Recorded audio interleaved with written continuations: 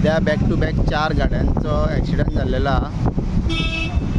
व हालींच Mandvi bridge repair करून चालू झालेला.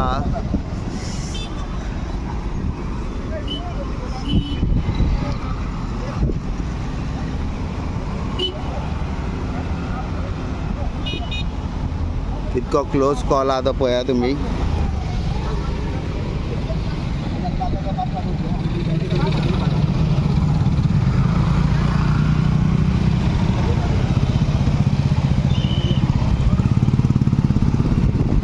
क्या हुआ?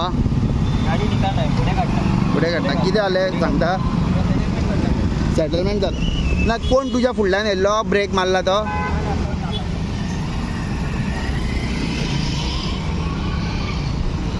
सध्या आता पंचनामा केलेलो हा आणि आता गाडयो काढता. पुलिसांनी मार्किंग बी केलेली आहे आणि त्यांच्या मध्ये सेटलमेंट चालू आहे.